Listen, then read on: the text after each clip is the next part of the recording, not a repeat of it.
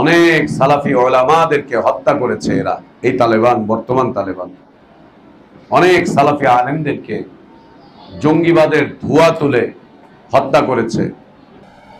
আলহামদুলিল্লাহ রাব্বিল আলামিন আর রহমানির রহিম মালিকি ইয়াউমিদ্দিন ওয়া বিহি নাস্তাঈন ওয়া আশহাদু আল লা ইলাহা ইল্লাল্লাহ ওয়াহদাহু লা শারীকা লাহু লাহুল মুলকু ওয়া লাহুল হামদু ইহয়ী ওয়া ইউমীতু ওয়া হুয়া আলা কুল্লি শাইইন কাদির ইলাহুল আউওয়ালিন ওয়াল আখিরিন وأشهد أن محمدًا عبده ورسوله وصفيه وخليله صلى الله عليه وعلى آله وأصحابه وبارك وسلم تسليمًا كثيرًا إلى يوم الدين।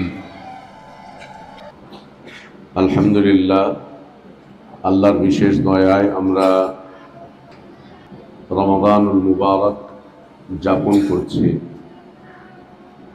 আল্লাহর কাছে আমাদের দোয়া, আল্লাহ যেন আমাদের সিয়ামগুলো কবুল করেন, আমাদের কিয়ামকে আল্লাহ কবুল করেন। আল্লাহ যেন আমাদের ঈমান এবং ঈমানের সৌন্দর্য, ভয় আর আশাকে আরো বৃদ্ধি করে দেন। আল্লাহ যেন এই রমাদানেই আমাদের অতীতের গুনাহগুলোকে মাফ করে দিয়ে আমাদেরকে সৌভাগ্যবানদের কাতারভুক্ত করেন।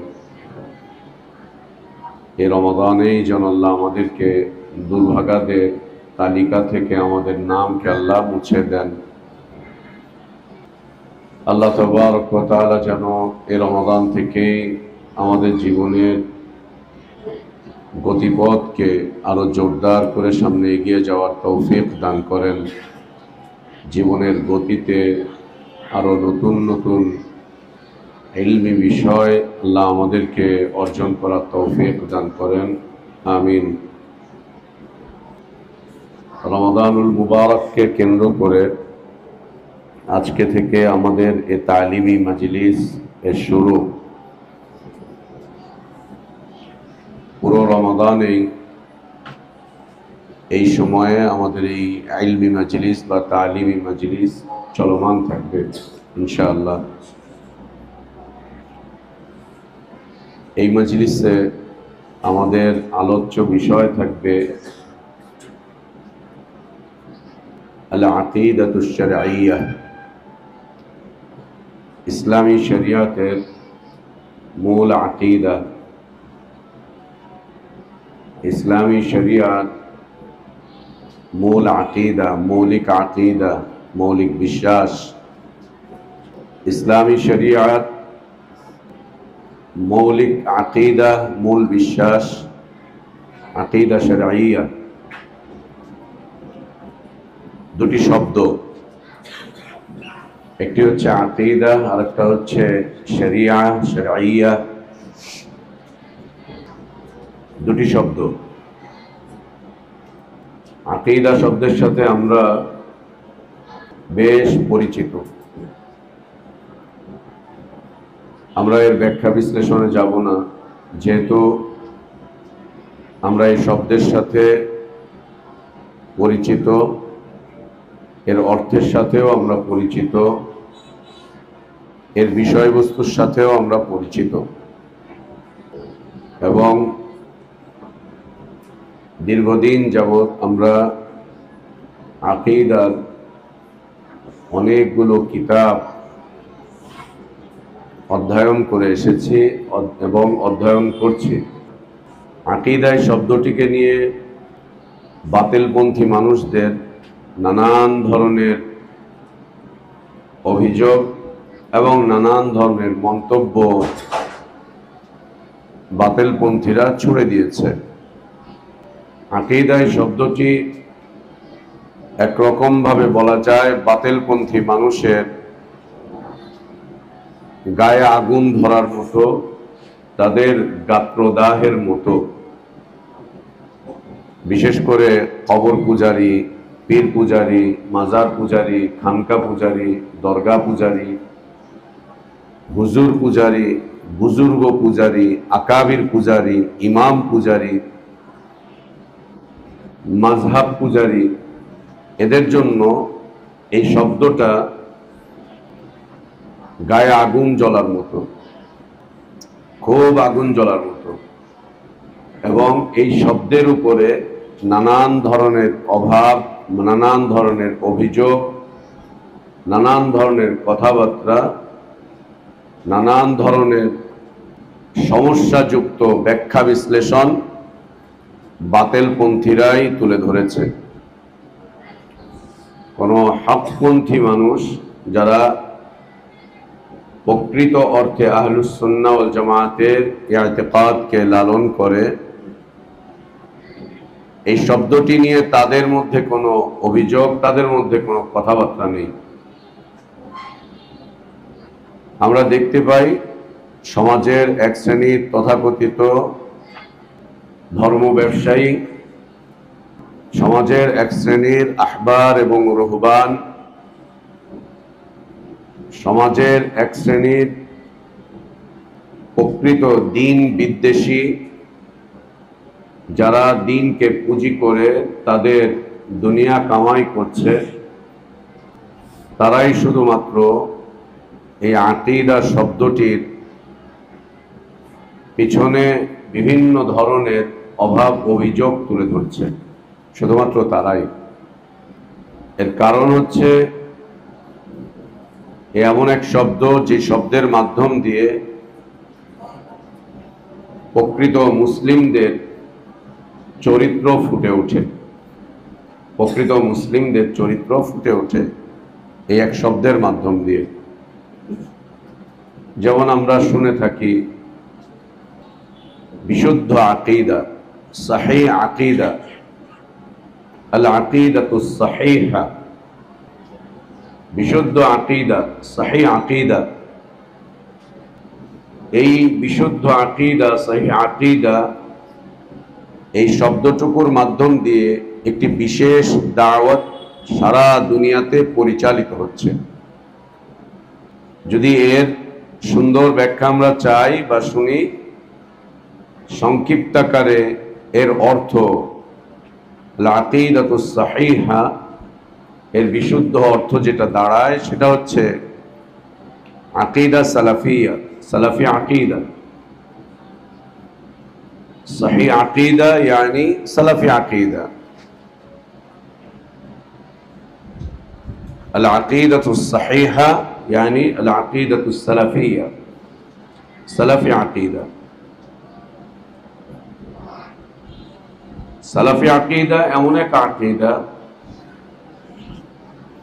যে আকীদা পৃথিবীর সব বাতিলরা রদ করার চেষ্টা করেছে এবং করছে। পৃথিবীর সব বাতিলপন্থীরা,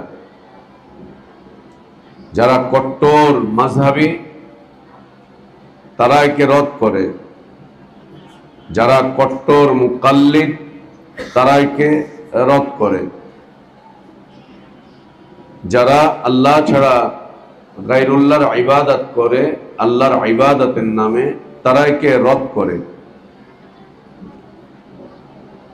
দুনিয়াতে যে বা যারা যেখানেই অশুদ্ধ দিন চর্চা করছে, অশুদ্ধ দিন চর্চা করছে, বিভ্রান্ত দিন চর্চা করছে, তারাই সালাফি আকীদার রদ করেছে। বিশুদ্ধ দিন চর্চাকারী কোন বিজ্ঞ ব্যক্তি আজ পর্যন্ত সালাফি আকীদা বা সহিহ আকীদাকে রদ করেনি, বরং যতই সালাফি আকীদা বা সহিহ আকীদা নিয়ে পড়াশোনা করেছে তত বেশি সেদিকেই ধাবিত হয়েছে, তত বেশি ধাবিত হয়েছে। হক এবং বাতিলের দ্বন্দ্ব চিরকাল ছিল, আজও আছে, কিয়ামত পর্যন্ত থাকবে হক বাতিলের দ্বন্দ্ব। হক এবং বাতিলের মৌলিক যে দ্বন্দ্ব, এই দ্বন্দ্ব হচ্ছে ইলমি দ্বন্দ্ব। ইলমের ক্ষেত্রে হক এবং বাতিলের মূল দ্বন্দ্ব যা ছিল, যা আছে, যা থাকবে, সে দ্বন্দ্ব হচ্ছে ইলমি দ্বন্দ্ব। হকের সাথে বাতিল চিরকাল লড়াই করেছে, ঠিক বাতিলের বিরুদ্ধে হক চিরকাল লড়াই করেছে। এই লড়াইতে বাতিলপন্থীরা ইলম পরিপন্থী এক লড়াই তারা চালিয়ে যাবার চেষ্টা করেছে, কারণ তাদের কাছে ইলম নেই।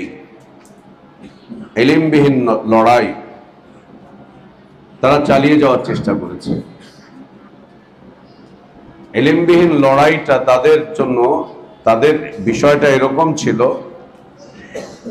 তারা সবসময় দলিলকে অচল করার চেষ্টা করেছে যুক্তি দিয়ে। দলিলকে অচল করার চেষ্টা করেছে যুক্তি দিয়ে। অতঃপর যুক্তিকেও অচল করার চেষ্টা করেছে প্রভাব প্রতিপত্তি দিয়ে। অতঃপর প্রভাব প্রতিপত্তিকেও অচল করার চেষ্টা করেছে অস্ত্র শস্ত্র, পেশি শক্তি, লাঠি সোটা এগুলো দিয়ে, যাকে বলা হয় দলিল যেখানে অচল, যুক্তি সেখানে সচল। যুক্তি যেখানে অচল, ক্ষমতা সেখানে সচল। ক্ষমতাও যেখানে অচল, পেশি শক্তি সেখানে সচল। এটা হচ্ছে বাতিলপন্থীদের জন্য। আর বাতিলপন্থীদের এই যুক্তি, এই ক্ষমতা এবং এই পেশি শক্তিকে হকপন্থীরা সবসময় রদ করেছে ইলমের মাধ্যম দিয়ে, রদ করেছে, লড়াই করেছে ইলমের ভিত্তিতে। ইলমের ভিত্তিতে মনে রাখতে হবে, হক এবং বাতিলের চিরন্তন লড়াই, এই লড়াই চলতে থাকবে কিসের ভিত্তিতে?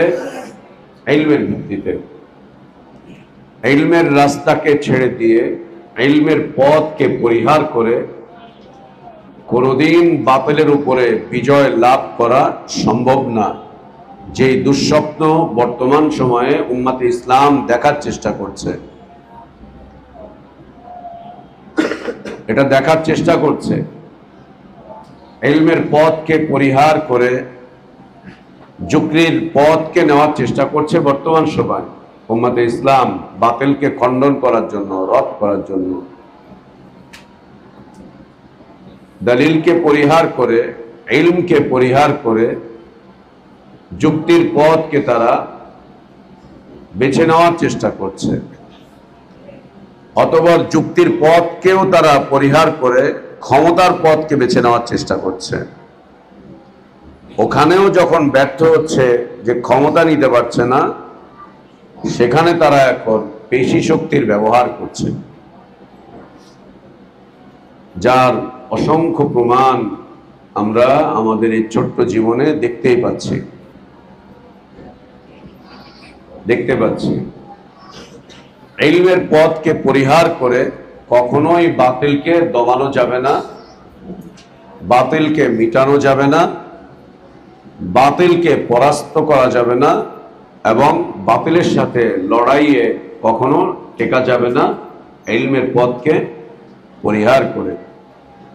ইলমের পথকে পরিহার করে কেউ যদি হক জিন্দা করার চেষ্টা করে, হককে বিজয়ী করার চেষ্টা করে, সে মূলত হককে নিভিয়ে দেওয়ার পথেই অগ্রসর হবে। ইলমের পথকে পরিহার করে কেউ যদি হককে জিন্দা করার চেষ্টা করে, হককে বিজয়ী করার চেষ্টা করে, তার মাধ্যম দিয়ে মূলত হক ক্ষতিগ্রস্ত হবে, বিনষ্ট হবে। হকের দাওয়াত তার মাধ্যম দিয়ে নির্বাপিত হবে, হকের দাওয়াত তার মাধ্যম দিয়ে আক্রান্ত হবে। তার মাধ্যম দিয়ে আক্রান্ত হবে হকের দাওয়াত, এবং বিজয় অনিশ্চিত হয়ে যাবে। বিজয় অনিশ্চিত হয়ে যাবে। যেমনটা আমরা দেখতেই পাচ্ছি এই শতাব্দীর হালাত, যেমনটা আমরা দেখতেই পাচ্ছি, খুব নিদারুণ করুণ অবস্থায় জীবন যাপন করছে উম্মতে ইসলাম। ইলমের এই পথকে পরিহার করার কোনো সুযোগ নেই, কোনো সুযোগ নেই। যত ঝড় ঝাপটা যাই আসুক না কেন,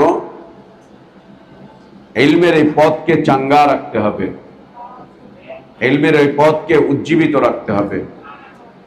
যত ঝড় ঝাপটা আসুক, যত বিপদ আপদ আসুক, যত বিপদ সংকুল পরিবেশ পরিস্থিতি আসুক না কেন, ইলমের এই পথকে চাঙ্গা রাখতে হবে এবং ইলম বিরোধী যে রাস্তাগুলো আছে তাকে অত্যন্ত সাবধানতার সাথে পরিহার করে চলতে হবে, একদম পরিহার করে চলতে হবে।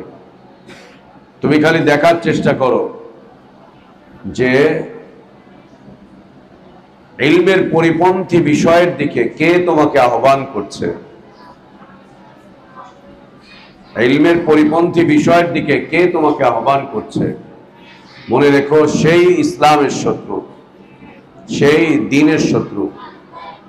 ইলমের পরিপন্থী বিষয়ের দিকে যেই আহ্বান করবে তোমাকে, যেই উৎসাহ উদ্দীপনা দিবে, সেই প্রকৃত অর্থে ইসলামের শত্রু, আল্লাহর দ্বীনের শত্রু, আল্লাহর দ্বীনের শত্রু। ইলমের এই পথকে পরিহার করার কোনো সুযোগ নেই, এ পথকে দুর্বল করার কোনো সুযোগ নেই, এ পথকে পিছনে ঠেলে সামনে এগিয়ে যাওয়ারও কোনো সুযোগ নেই। একে সাথে নিয়েই আমাদের পথ চলা, একে সাথে নিয়েই আমাদেরকে পথ চলতে হবে ইলাল মাউত, ইলাল মাউত, একদম মৃত্যু পর্যন্ত একে সাথে নিয়েই চলতে হবে। জীবনের সকল ক্ষেত্রে ইলমের চর্চা করে যেতে হবে, ইলমের চর্চা করে যেতে হবে জীবনের সকল ক্ষেত্রে। হক এবং বাতিলের দ্বন্দ্বে ইলম হচ্ছে আমাদের সবচাইতে বড় ওসাইল, সবচাইতে বড় ওসাইল, সবচাইতে বড় সামগ্রী, সবচাইতে বড় অস্ত্র, সবচাইতে বড় অস্ত্র ইলম। একে পরিহার করে এগিয়ে যাওয়ার কোনো সুযোগ নেই। যে একে পরিহার করে আগাবার চেষ্টা করবে, সে খুব তাড়াতাড়ি ব্যর্থ মনোরথ হয়ে বসে পড়বে, হেরে যাবে। ব্যর্থতা তার চতুর্দিক থেকে তাকে গ্রাস করে ফেলবে, একদম গ্রাস করে ফেলবে। তো বলছিলাম, আকীদা এই শব্দটা বাতিল পন্থীদের কাছে গাত্রদাহের এক শব্দ, তাদের মন মস্তিষ্কে আগুন জ্বলার এক শব্দ আকীদা।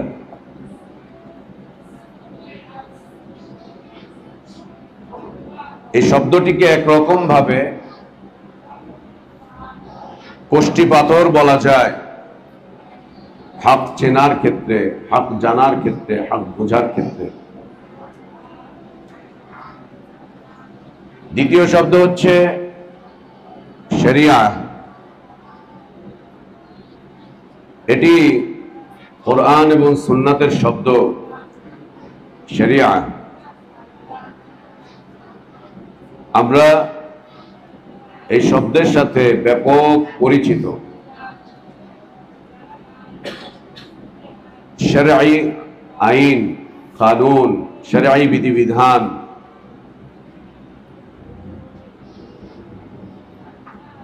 শরঈ আইন, শরঈ কানুন, শরঈ বিধিবিধান, এই শব্দের সাথে আমরা ব্যাপকভাবে পরিচিত। শরিয়া, শরিয়া, শরীয়ত। আর আমাদের দেশের একটা বাতিলপন্থী আছে, শরীয়ত মারেফতের ঝগড়া করে। শীতের সিজন আসলে এরা নতুন করে জীবন ফিরে পায়, শরীয়ত মারেফতের ঝগড়া। এই ঝগড়াতে আবার এদের সাথে ওলামাগণও লিপ্ত হয়, ওলামারাও লিপ্ত হয়। কোনো দরকার নেই এই ঝগড়াঝাটিতে লিপ্ত হওয়ার। যে যা করছে করুক, তোমাকে আমাকে আমাদেরকে আমাদের কাজ করে যেতে হবে।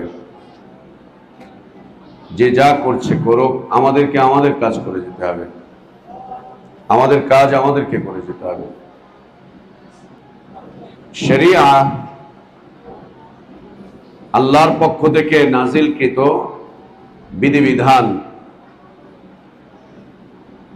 জীবন বিধান, জীবন যাপনের, দুনিয়ার জীবন যাপনের আইন, দুনিয়ার জীবন যাপনের কানুন, দুনিয়ার জীবন যাপনের নিয়মাবলী। আর সেটি হচ্ছে আল্লাহ প্রদত্ত, আল্লাহ প্রদত্ত। পৃথিবীতে যত আইন আছে, যত কানুন আছে, যত বিধিবিধান আছে, সকল আইন কানুন বিধিবিধান প্রধানত দুই ভাগে বিভক্ত। সকল আইন কানুন বিধিবিধান প্রধানত দুই ভাগে বিভক্ত। একটি হচ্ছে আল্লাহর দেওয়া আইন, আর একটা হচ্ছে গায়রুল্লাহর দেওয়া আইন, গায়রুল্লাহর দেওয়া বিধিবিধান। পৃথিবীতে যত আইন আছে, যত কানুন আছে, যত বিধিবিধান আছে, মৌলিকভাবে এই আইনগুলো, কানুনগুলো, বিধিবিধানগুলো মৌলিকভাবে দুই ভাগে বিভক্ত। একটি হচ্ছে আল্লাহর আইন, আল্লাহর কানুন, আল্লাহর বিধিবিধান। আরেকটি হচ্ছে গায়রুল্লাহর তৈরি করা, গায়রুল্লাহর দেওয়া আইন কানুন বিধিবিধান। পৃথিবীর মানুষ আইনের দিক থেকে, কানুনের দিক থেকে, বিধানের দিক থেকে দুই ভাগে বিভক্ত। আবার আইনও দুই ভাগে বিভক্ত, পৃথিবীর মানুষও এই কানুনি ভাবে দুই ভাগে বিভক্ত, মানুষও দুই ভাগে বিভক্ত এই কানুনি ভাবে। আল্লাহর আইন, আল্লাহর কানুন, আল্লাহর বিধিবিধান অপরিবর্তনীয়। যে আইন, যে কানুন, যে বিধিবিধান, যে শরিয়াত আল্লাহ নাজিল করেছেন তা অপরিবর্তনীয়, কিয়ামত পর্যন্ত তা পরিবর্তন হবে না, তা পরিবর্তন হবে না। তবে মানুষ চেষ্টা বাকি রাখবে না, চেষ্টা করে যাবে পরিবর্তন করতে। মানুষ খুব চেষ্টা করে যাবে একে পরিবর্তন করতে। এই পরিবর্তন করতে গিয়ে মূল জায়গায় পরিবর্তন করতে পারবে না। তার কারণ আল্লাহ তাবারক ওয়া তাআলা তা হেফাজত করছেন, হেফাজতের দায় দায়িত্ব আল্লাহ নিজে রেখেছেন, আল্লাহ নিজে রেখেছেন। তাই মূল জায়গায়, মূল ভলিউমে পরিবর্তন করতে পারবে না, মূল ভলিউমে পরিবর্তন করতে পারবে না। আল্লাহ তাবারক ওয়া তাআলা একে হেফাজতের জিম্মাদারি নিজের কাছে রেখেছেন এবং অসংখ্য পাহারাদার প্রত্যেক যুগে, প্রত্যেক শতাব্দীতে পৃথিবীর আনাচে কানাচে আল্লাহ তাবারক ওয়া তাআলা সৃষ্টি করে রেখেছেন অনেক পাহারাদার, মুহাদ্দিসিন, উলামা, মুফাসসিরিন আল্লাহ তাবারক ওয়া তাআলা সৃষ্টি করে রেখেছেন। তারা পাহারাদারি করছে, তারা দেখাশোনা করছে, সিকিউরিটি গার্ডের ভূমিকা পালন করছে। রাত দিন নির্ঘুম থেকে তারা পাহারা দিয়ে যাচ্ছে। আল্লাহর নাজিলকৃত শরিয়াতের পাহারাদারি করছে তারা।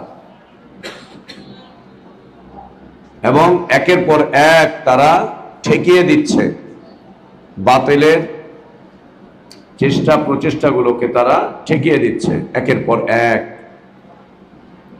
পর এক বাতিলের চেষ্টা প্রচেষ্টাগুলোকে তারা ঠেকাবার চেষ্টা করছে, ঠেকিয়ে দিচ্ছেও আল্লাহর সাহায্যে, খুব ঠেকিয়ে দিচ্ছে আল্লাহর দেওয়া সাহায্যে।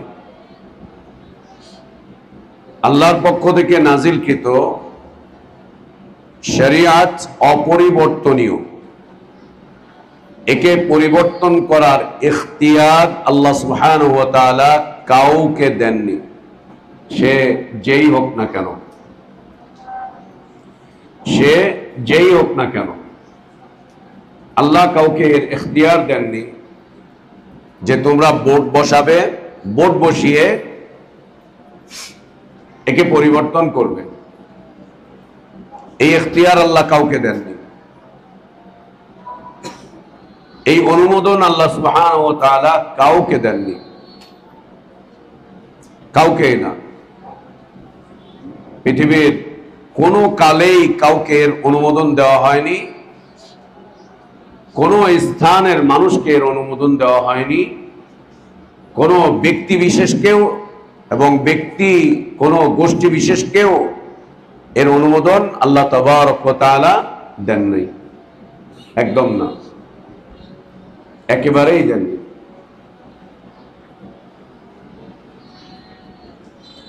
কেউ একে পরিবর্তন করার ইখতিয়ার রাখে না, তবে চেষ্টা করে যাবে। চেষ্টা করতে কেউ ত্রুটি করেনি, করছে না এবং করবেও না। চেষ্টা করতে কেউ ত্রুটি করেনি, ত্রুটি করছেও না এবং ত্রুটি করবেও না। তবে আল্লাহ সুবহানাহু ওয়া তাআলা কাউকে এই ইখতিয়ার, এই স্বাধীনতা দেননি, ইখতিয়ার দেননি, এই স্বাধীনতা দেননি। এই অধিকার কারণেই যে আল্লাহর নাজিলকৃত শরিয়াতে পরিবর্তন আনে, কোনো মাধ্যম দিয়ে আনার কোনো সুযোগ নেই, আল্লাহ দেননি, কোনো মাধ্যম দিয়ে না। কোনো ব্যক্তিকেও এই অনুমোদন দেননি, কোনো গোষ্ঠীকেও দেননি, কোনো কালের লোকজনদেরকেও এর অনুমোদন দেওয়া হয়নি, কোনো স্থানের লোকজনদেরকেও এর অনুমোদন দেয়া হয়নি, একদম না।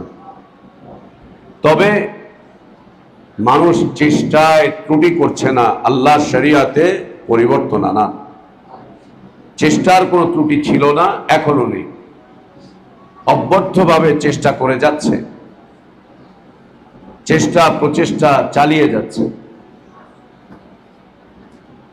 সফল হতে পারছে না। তার কারণ আল্লাহ তাবারক ওয়া তাআলা এর হেফাজতের জিম্মাদারি নিজের কাছে রেখেছেন এবং আল্লাহ সুবহানাহু ওয়া তাআলা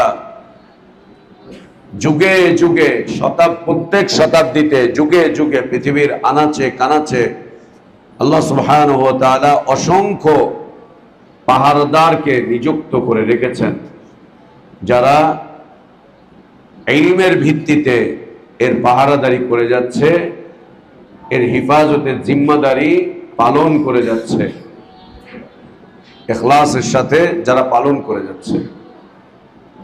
আল্লাহ যেন আমাদেরকেও তৌফিক দান করেন, আল্লাহর দ্বীনের যেন পাহারাদারি করতে পারি, আল্লাহ সেই তৌফিক যেন আমাদেরকেও দান করেন।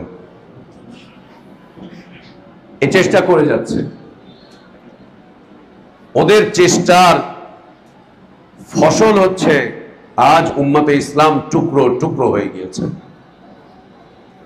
ওদের চেষ্টার ফসল, ইসলামকে টুকরো করতে পারেনি, উম্মতকে টুকরো করেছে। ইসলামকে টুকরো করা যাবে না, ইসলামকে টুকরো করা যাবে না। ইসলামকে টুকরো করার সাধ্য কারণে টুকরো করতে পেরেছে কাকে? উম্মতে ইসলামকে। ইসলামকে টুকরো করতে পারবে না, কোরআনকে টুকরো করতে পারবে না, খণ্ড বিখণ্ড করতে পারবে না, বলতে পারবে না কোরআনের 4 ভাগ আমরা 4 দিকে নিয়ে চলে গেলাম, 4 মাযহাবে 7.5 পারা করে নিয়ে চলে গেলাম, যা 4 মাযহাব নিয়ে চলে গেলাম, কোরআনকে টুকরো করে 7.5 করে 4 মাযহাবকে দিয়ে দিলাম। ইসলামের মাযহাব কয়টা? 4টা মাযহাবই হক, 4 মাযহাব 4 ফরজ, 4 মাযহাব 4 ফরজ, 4টা মাযহাবই হক। এর কাছে ইসলামের রূপ হচ্ছে কালো, ওর কাছে লাল, ওর কাছে হলুদ, ওর কাছে সবুজ। এর কাছে রং এইটা, ওর কাছে রং এইটা। তো এক কাজ করো না, কোরআনকে 4 টুকরো করে নিয়ে যাও। পুরো হাদিসের ভান্ডারকে 4 টুকরো করে নিয়ে যাও। টুকরো যখন করার চেষ্টা করেছো, করো, আরো টুকরো করে নিয়ে চলে যাও, টুকরো টুকরো করো। ইসলামকে টুকরো করা সম্ভব না, কোরআনকে টুকরো করতে পারবে না, নবী সাল্লাল্লাহু আলাইহি ওয়াসাল্লামের মুবারক হাদিসকে টুকরো করতে পারবে না, আল্লাহর পক্ষ থেকে নাজিলকৃত শরিয়তকে, দ্বীনকে, ইসলামকে টুকরো করতে পারবে না। তো টুকরো করেছে কাকে? উম্মতে ইসলামকে। উম্মতে ইসলামকে টুকরো করেছে। আর উম্মতে ইসলাম টুকরো টুকরো হয়েছে, খণ্ড বিখণ্ড হয়েছে, এটা তাদের নিজেদের দুর্বলতা, নিজেদের দুর্বলতায় টুকরো হয়েছে। আজ ইসলামের নামে উম্মতে ইসলাম যেভাবে খণ্ড বিখণ্ড হয়েছে, এর দায়ভার ইসলামের নয়, এর দায়ভার তাদের নিজেদের, এর দায়ভার তাদের নিজেদের। যেই নামেই তারা খণ্ড বিখণ্ড হোক, টুকরো টুকরো হোক, এর দায়ভার তাদের নিজেদের হবে। এর দায়ভার ইসলামের না, এর দায়ভার কোরআনের না, এর দায়ভার সুন্নাতের না, এর দায়ভার তাদের নিজেদের। যে লোক মুরতাদ হয়ে গিয়েছে, তার মুরতাদ হওয়ার দায়ভার কি ইসলামের? বিলকুল না, ওর নিজের দায়ভার। ওকে ওর দায়ভার নিয়ে কিয়ামতের দিন আল্লাহর সামনে দাঁড়াতে হবে। তার দায়ভার তাকেই নিতে হবে যে মুরতাদ হয়েছে, ইসলামকে ছেড়ে দিয়েছে, রাফেদি হয়েছে, ইসলামকে ছেড়ে দিয়েছে, কাদিয়ানি হয়েছে, ইসলামকে ছেড়ে দিয়েছে, ব্রেলভি হয়েছে, ইসলামকে ছেড়ে দিয়েছে, অন্যান্য ফিরকাবন্দি হয়েছে। এর দায়ভার কি ইসলামের? বিলকুল না। এর দায়ভার কি কোরআন এবং সুন্নাতের? বিলকুল না। এর দায়ভার তার নিজের, তার নিজের দায়ভার। এই দায়ভার তার নিজের, তাকে এই দায়ভার নিয়ে কিয়ামতের দিন উঠতে হবে আল্লাহর সামনে, তাকে উঠতে হবে। মনে রাখতে হবে, বাতিলপন্থীরা কখনোই আল্লাহর শরীয়তকে টুকরো করতে পারেনি, পারবে না। আল্লাহর দ্বীনকে টুকরো করতে পারেনি, পারবেও না, একদম না। টুকরো টুকরো করবে কাকে? উম্মতকে। উম্মতকে টুকরো টুকরো করে ফেলবে, টুকরো টুকরো করে ফেলবে। যে টুকরো টুকরো করা হয়েছে উম্মতকে, এই উম্মতকে কি আবার এক জায়গায় আনা সম্ভব? না, এই উম্মতকে এক জায়গায় আনা সম্ভব না। উম্মতকে বলতে হবে তোমরা দ্বীনের কাছে একত্রিত হও। ওয়াতাসিমু বিহাবলিল্লাহি জামিআন ওয়ালা তাফাররাকু। আল্লাহর দ্বীনের কাছে এসে একত্রিত হও। যেখান থেকে চলে গিয়েছো সেখানে ফিরে আসো, যেখান থেকে চলে গিয়েছো সেখানে ফিরে আসো, মূল জায়গাটাতে ফিরে আসো, বাস ঐক্য হয়ে যাবে। যেখানে থাকার দরকার ছিল সেখানে ফিরে আসো, যেখান থেকে চলে গিয়েছো, সরে গিয়েছো, সেখানে ফিরে আসো। যা ছেড়ে দিয়েছো তা আবার অর্জন করো, যা বর্জন করেছো তা আবার অর্জন করো, যা ছেড়ে দিয়েছো তা আবার গ্রহণ করো। যেখানে থাকার কথা ছিল সেখানে ফিরে আসো, বাস তোমরাও এক হয়ে যাবে। আর তোমাদের দিন তো এক আছেই, তোমাদের দিন তো এক আছেই, তোমরা এক হয়ে যাবে, ঐক্যবদ্ধ হয়ে যাবে।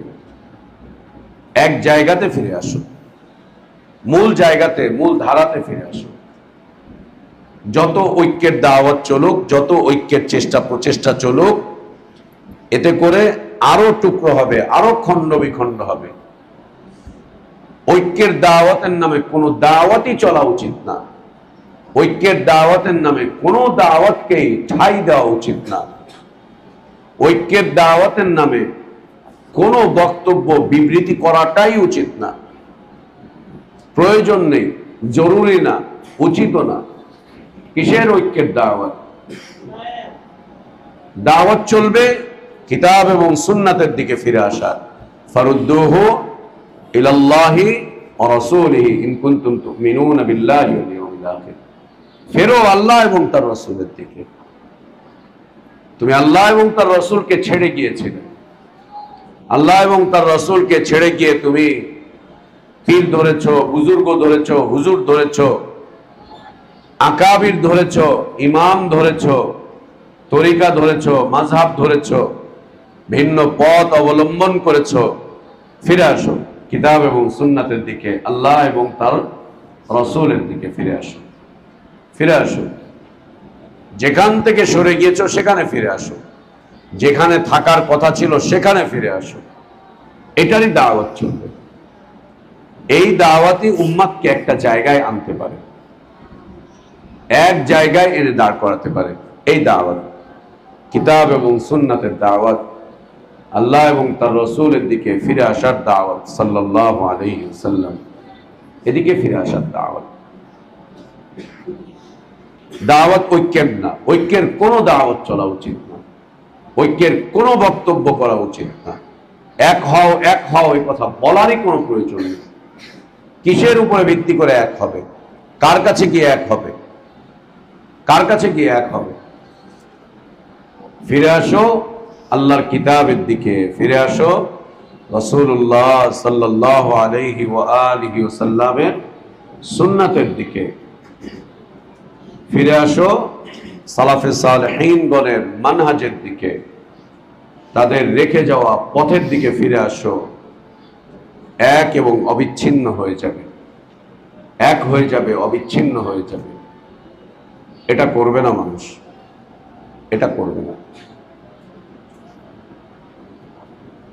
তো আল্লাহর পক্ষ থেকে নাজিলকৃত শরিয়াত এটা এখনো নিরাপদ অবস্থায় আছে,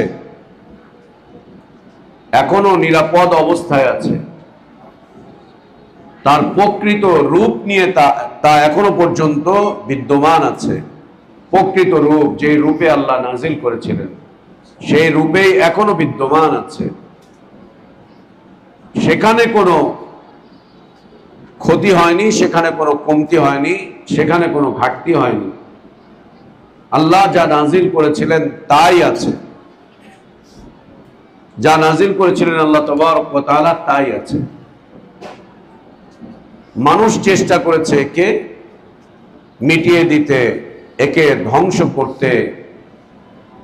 মানুষ চেষ্টা করেছে এর উপরে প্রভাব বিস্তার করতে। মানুষ চেষ্টা করেছে এর রূপ এবং রং পরিবর্তন করতে। মানুষ চেষ্টা করেছে এর মূল বিষয়বস্তুকে সরিয়ে দিয়ে নিজেদের মতো করে কিছু প্রবেশ করাতে। সফল হচ্ছে না, সফল হয়নি এবং সফল হবেও না ইনশাআল্লাহ। তার কারণ এর জিম্মাদারি কার? আল্লাহ সুবহানাহু ওয়া তাআলা নিজের। পৃথিবীর সব মানুষ যদি এর হিফাজতের জিম্মাদারি ছেড়েও দেয়, উদাহরণস্বরূপ যদি ধরে নেওয়া যায় যে এখন আর কেউ হাদিস পড়ে না, কেউ আর সুন্নাত পড়ে না, কেউ আর কোরআন হিফজ করে না, কোরআন আর কেউ নিচ্ছে না, তো কোরআন ধ্বংস হয়ে যাবে, শেষ হয়ে যাবে? সুন্নাতের ভান্ডার শেষ হয়ে যাবে? বিলকুল না। এদেশের মানুষ যদি বর্জন করে তো আল্লাহ তাবারক ওয়া তাআলা আরেক দেশে নিয়ে চলে যাবেন। একটা কওম যদি একে বর্জন করে তো আল্লাহ আরেকটা নতুন কওমকে সৃষ্টি করে সেই কওমকে দিয়ে আল্লাহ তার দ্বীনের চর্চা করাবেন, তার দ্বীনের হেফাজত করবেন, আরেকটা কওমকে দিয়ে করাবেন। এভাবেই চলবে। আল্লাহ তাবারক ওয়া তাআলা এভাবেই চালাবেন। একটা কওম বর্জন করবে তো আল্লাহ আরেকটা কওমকে সৃষ্টি করবেন, তারা একে কবুল করবে এবং একে নিয়ে তারা এগিয়ে যাবে, একে নিয়ে তারা এগিয়ে যাবে। তো পৃথিবীতে যত আইন আছে, কানুন আছে, জীবনযাপনের বিধিবিধান আছে, এসব বিধিবিধান মৌলিকভাবে দুই ভাগে বিভক্ত। একটি হচ্ছে আল্লাহর পক্ষ থেকে নাজিলকৃত আইন, কানুন, বিধিবিধান, আল্লাহর পক্ষ থেকে নাজিলকৃত শরিয়াত। দ্বিতীয়টি হচ্ছে গায়রুল্লাহ তৈরি করা আইন, কানুন, বিধিবিধান, শরিয়াত, গায়রুল্লাহ তৈরি করা। এর রূপ এবং রং পৃথিবীতে অঞ্চল ভেদে, সময় ভেদে পরিবর্তনশীল। অঞ্চল ভেদে, সময় ভেদে এবং ব্যক্তি গোষ্ঠী ভেদে এর রং পরিবর্তন হবে, হচ্ছে, হবে। এর রং পরিবর্তন হচ্ছে, এর রং পরিবর্তন হবে। কেউ মাযহাবের নামে মাযহাব প্রতিষ্ঠা করে আর বলছে শরিয়া আইন প্রতিষ্ঠা করেছে। তারা প্রতিষ্ঠা করে মাযহাব আর বলে শরিয়া আইন প্রতিষ্ঠা করেছি। প্রতিষ্ঠা করে সুফিবাদ, নাম দেয় শরিয়া আইন প্রতিষ্ঠা করেছে। যেমন আফগানিস্তানে চলছে, সুফিবাদ প্রতিষ্ঠা করেছে, ব্রেলভি তন্ত্র প্রতিষ্ঠা করেছে এবং ভুয়া দেওবন্দি তন্ত্র প্রতিষ্ঠা করেছে, করে বলছে যে আফগানিস্তানে শরিয়া আইন প্রতিষ্ঠিত হয়েছে। বিলকুল না, একদম না। অনেক সালাফি উলামাদেরকে হত্যা করেছে এরা, এই তালেবান, বর্তমান তালেবান। অনেক সালাফি আলেমদেরকে জঙ্গিবাদের ধোঁয়া তুলে হত্যা করেছে। বাংলাদেশের গত সরকার যেমন জঙ্গিবাদের ধোঁয়া তুলে সালাফি দাওয়াতকে গলা টিপে হত্যা করার পরিকল্পনা করেছিল, সালাফি উলামাদের উপরে বিভিন্ন নিধন যজ্ঞ চালাবার চেষ্টা করেছিল এবং জঙ্গি নাটক করে বিশুদ্ধ কিতাবগুলোকে মানুষের সামনে তুলে ধরেছে জঙ্গিবাদের কিতাব হিসাবে। হাদিসের কিতাবকে তুলে ধরেছে জঙ্গিবাদের কিতাব, তাফসীরকে তুলে ধরেছে, তাফসীর ইবনে কাসিরকে তুলে ধরেছে জঙ্গিবাদের কিতাব, বিন বাজ রাহমাতুল্লাহ আলাইহির কিতাবকে তুলে ধরেছে, মুহাম্মদ বিন আব্দুল ওয়াহাব রাহমাতুল্লাহ আলাইহি, ইবনে তাইমিয়া রাহমাতুল্লাহ আলাইহির কিতাবগুলোকে তুলে ধরে বলছে জঙ্গিবাদের কিতাব সহ তাদেরকে অ্যারেস্ট করা হয়েছে। জঙ্গিবাদের কিতাব, একটা মাযহাবী কিতাব তুলে ধরা হয়নি। যত জায়গায় জঙ্গি নাটক হয়েছে, কেউ দেখাতে পারবে না যে হিদায়া কিতাবকে তুলে ধরে জঙ্গি নাটক সাজিয়েছে, সরে বেকায়া দিয়েছে, নুরুল আনোয়ার দিয়েছে, কেউ দেখাতে পারবে না, কেউ না। মাযহাবের কোন কিতাবকে দেওয়া হয়নি, কোন পীর সাহেবের কিতাবকে তুলে ধরা হয়নি, তাবলীগ জামাতের কিতাবকেও দেওয়া হয়নি, অন্য কোন তরিকার কিতাবকে দিয়ে জঙ্গি নাটক করা হয়নি, কোন তরিকার কিতাবকে দিয়ে করা হয়নি। দেখাও, কেউ দেখাতে পারবে না যে সরে বেকায় দেওয়া হয়েছে, নুরুল আনোয়ার দেওয়া হয়েছে, মালাবুদ্দামিনু দেওয়া হয়েছে, বেহেশতি জেওর দেওয়া হয়েছে, অথবা মকসুদুল মুমিনিন নিয়ামুল কোরআন দেওয়া হয়েছে, অথবা হিদায়াত দেওয়া হয়েছে, কেউ দেখাতে পারবে না। অথবা চরমনাই পীরের, উজানি পীরের কোন কিতাবকে দেওয়া হয়েছে, কেউ দেখাতে পারবে না। অথবা তাবলীগ জামাতের কোন কিতাবকে দিয়ে দেওয়া হয়েছে, কেউ দেখাতে পারবে না। সব জায়গায় তালিকায় নাম চলে এসেছে বিশুদ্ধ আকীদার কিতাবগুলো। জঙ্গি ধরেছে, জঙ্গিদের কাছে কিতাব এটা, ইবনে কাসির, রিয়াজুস সালিহিন, কিতাবুত তাওহীদ, এরকম জগৎ বিখ্যাত কিতাবগুলোকে দিয়ে জঙ্গি নাটক সাজিয়ে জঙ্গি অ্যারেস্ট করা হয়েছে, জঙ্গি ধরা হয়েছে, জঙ্গি করা হয়েছে। কি ইঙ্গিত করে এটা? কি ইঙ্গিত করে এটা? কারা করিয়েছে এগুলো? কোন মৌলবী এই সমস্ত পিছনে ইন্ধন জুগিয়েছে? কোনটা? কোন মৌলবী? এবং জঙ্গি নাটকে যত জঙ্গি অ্যারেস্ট করা হয়েছে, এদের মধ্যে কোনটাকেই কট্টর মুকাল্লিদ পাওয়া যায় নাই। কট্টর মাযহাবী, কট্টর মুকাল্লিদ, পীরের মুরিদ, নামধারী ইলিয়াসী তবলিগের এই লোকজন কাউকে পাওয়া যায় না। সাজিয়েছে কাদেরকে দিয়ে জঙ্গি নাটক? বিশুদ্ধ আকীদার মানুষদেরকে দিয়ে। কি বন্ধ করতে চেয়েছে, কি দমাতে চেয়েছে? ইন্ধন কাদের ছিল? কারা পেট্রোল ঢেলেছে? কারা এর তালিকা তৈরি করে দিয়েছে? এই নামগুলো কারা দিয়েছে? কারা দিয়েছে? কে করেছে এগুলো? সুবহানাল্লাহ।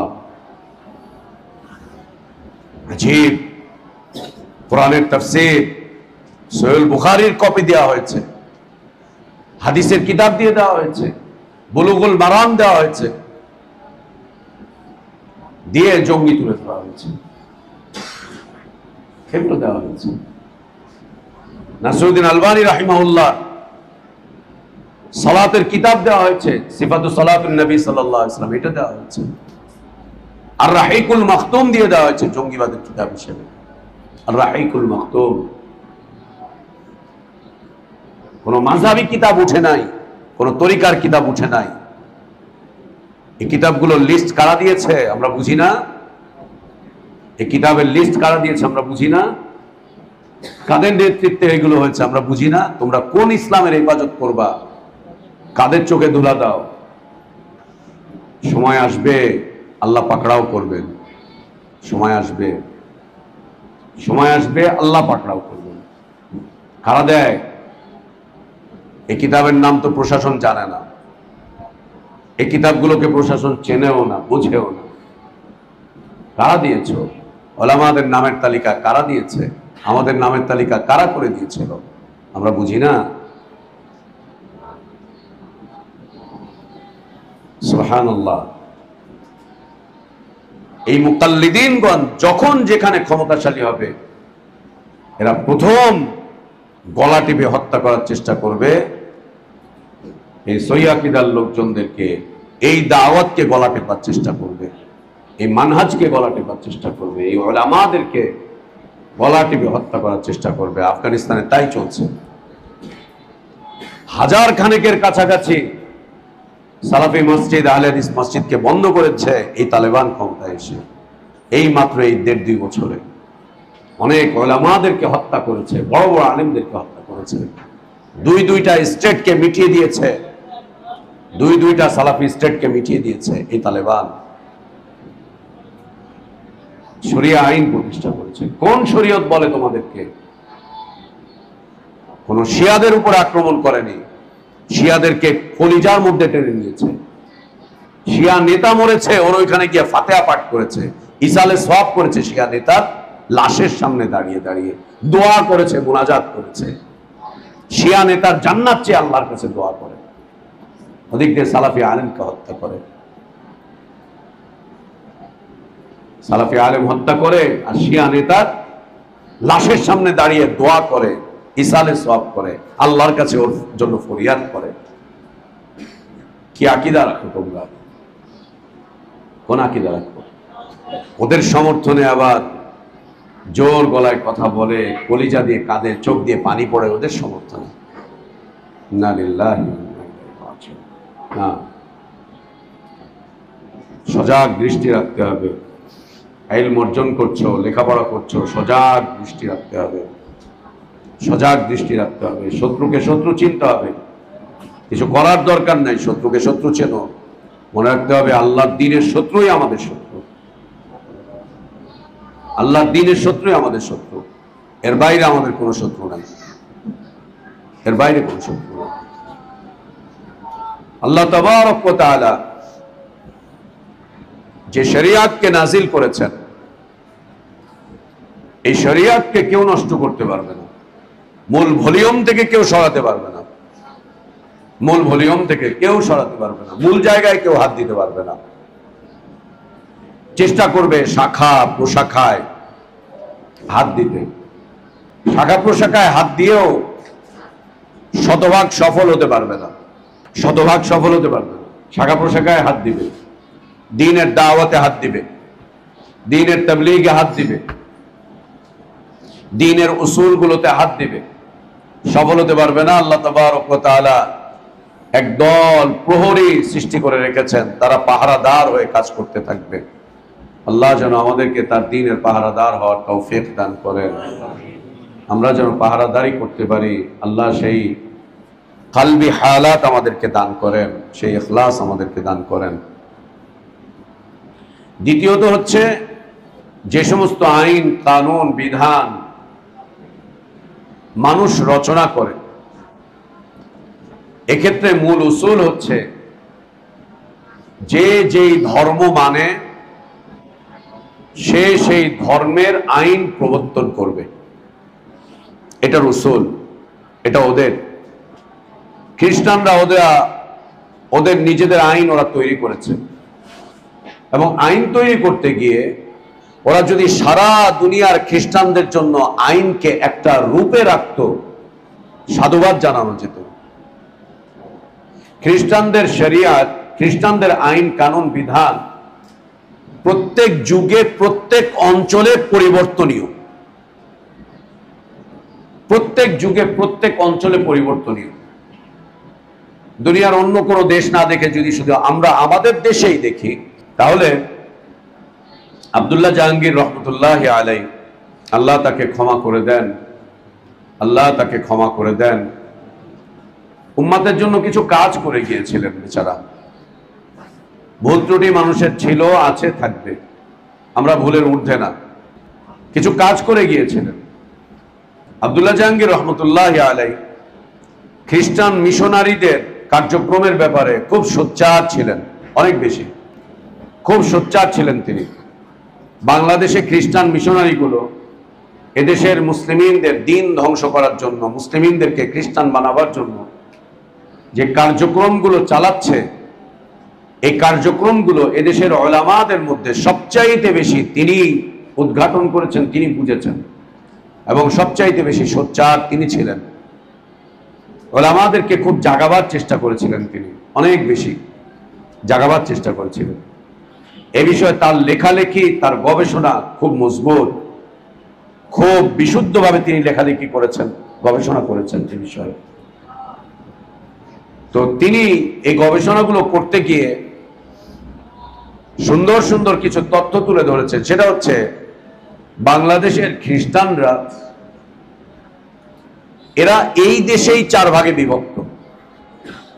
উত্তরাঞ্চলের খ্রিস্টানদের আইন কানুন, তাদের ধর্মীয় কিতাবাদি দক্ষিণাঞ্চলের খ্রিস্টানদের সাথে মিলে না। উত্তরের খ্রিস্টানদের কিতাব, দক্ষিণের খ্রিস্টানদের কিতাব অমিল। উত্তর দক্ষিণের সাথে পূবের অমিল, উত্তর দক্ষিণ এবং পূর্বের সাথে পশ্চিমের অমিল, একদম অমিল। এবং তার সংগ্রহে প্রায় 250-র উপরে বাইবেল ছিল। তার সংগ্রহে খ্রিস্টানদের কিতাব বাইবেল 250-র উপরে ছিল, বিভিন্ন ভাষা। এগুলো নিয়ে তিনি গবেষণা করে দেখিয়েছেন, একটা বাইবেলের সাথে আরেকটা বাইবেলের মৌলিক কথাগুলোর কোনো মিল নেই। স্বয়ং আমেরিকা থেকেই তিনি বাইবেল আনিয়েছিলেন প্রায় 30টার মতো, শুধু আমেরিকাতে, খোদ আমেরিকাতে 30টার মতো বাইবেল আনিয়েছিলেন। এগুলোকে তিনি তার গবেষণায় এনে দেখিয়েছেন যে একটার সাথে আরেকটার মিলে না। ইটালি থেকে তিনি অনেকগুলো বাইবেল আনিয়েছিলেন, মিলে না, একটার সাথে আরেকটার মিলে না। বাংলাদেশের খ্রিস্টানদের বাইবেলের সাথে ইন্ডিয়ার খ্রিস্টানদের বাইবেলের মিলে না, মেলে না। তিনি অনেক খ্রিস্টান পণ্ডিতদের সাথে বসেছেন, বসে বলছেন, কোনটা তোমাদের বাইবেল আমাকে একটু দেখাও, দেখাও কোনটা তোমাদের। এরা সত্যায়ন করতে পারে নাই, দেখাই এইটা, তো বাকিগুলো কি, বাকিগুলো কি, কোনটা তোমাদের? আর ওরাও সুবহানাল্লাহ, ওদের মাথার মধ্যেও তো যুক্তি আছে। ওরাও বলছে যে ঠিক আছে, তোমাদের মাযহাবের নামে, তরিকার নামে অনেক কিছু আছে, সবাই নিজেদেরকে ইসলাম বলে, তোমাদের কোনটা ইসলাম এটা একটু বলো, তোমাদের ইসলাম কোনটা? তোমাদের যে মাযহাবগুলো আছে 4টা 6টা, এটার সাথেই তো একটার সাথে আরেকটার মিল নাই, তো আমাদের পিছনে লাগছো কেন? আমাদের পিছনে লাগছো কেন? তোমাদেরটাও তো মিল নাই, কোনটা তোমাদের? উনি চমৎকার জবাব দিয়েছেন, এগুলো একটাও আমাদের না, এগুলো একটাও আমাদের না। যে তাহলে তোমাদের কোনটা? উনি কোরআন তুলে ধরেছেন, এটা আমাদের। হাদিসের কিতাবগুলোর নাম বলে দিয়েছেন, এগুলো আমাদের। যাও তুমি এখন সারা দুনিয়াতে ঘোরো, গিয়ে কোরআন চাও, তুমি আমেরিকায় যাও, জাপানে যাও, জার্মানে যাও, আফ্রিকায় যাও, রাশিয়ায় যাও, যেখানেই যাও গিয়ে জিজ্ঞেস করো যে মুসলিমদের ধর্মগ্রন্থের নাম কি। ও বলবে কোরআন। নিয়ে এসো, বের করো, বের করে দেখো মিলে কিনা, যাও এটা আমাদের। এইরকম একটা কিতাব তোমাদেরটা দেখাও যে সারা দুনিয়াতে একরকম কিতাব পাওয়া যাবে। যাও, অনেক ধরনের কিতাব আছে তোমাদের, তোমরা একটা কিতাবের নাম বলো যে এই কিতাবটাই তোমাদের মৌলিক কিতাব এবং এর উপরে তোমাদের ইজমা হয়েছে, এর উপরে তোমাদের ইজমা হয়েছে, দেখাও। নাম বলতে পারে না, নাম বলতে পারে না যে নাই। এবং পরিবর্তন, এরা প্রত্যেক যুগে যুগে পরিবর্তন করে। এদের কিতাবগুলো প্রত্যেক যুগ এর সাথে সম্পৃক্ত রেখে ওদের কিতাবগুলো পরিবর্তন হয়। আধুনিক বাইবেল, আধুনিক এই, আধুনিক সেই। যেমন আমাদের হুজুরদের মাথার মধ্যে এই পোকা ঢুকেছে, ইসলাম ও আধুনিক শিক্ষার সমন্বয়। আধুনিক ইসলাম, বৈজ্ঞানিক ইসলাম, বৈজ্ঞানিক পদ্ধতিদের কোরআন, বিজ্ঞান ভিত্তিক কোরআনের তাফসীর, বৈজ্ঞানিক আলেম, বৈজ্ঞানিক বিষয়, বৈজ্ঞানিক এই, বৈজ্ঞানিক সেই। আমাদের হুজুরদের মাথার মধ্যেও পোকা ঢুকেছে, পোকা, এই পোকা ঢুকে গিয়েছে। সুবহানাল্লাহ। ওদের পরিবর্তনশীল। গাইরুল্লাহর আইন চিরকাল পরিবর্তনশীল। গাইরুল্লাহর পক্ষ থেকে লিখিত যে শরিয়াত আছে, এই শরিয়াত এটা পরিবর্তনশীল।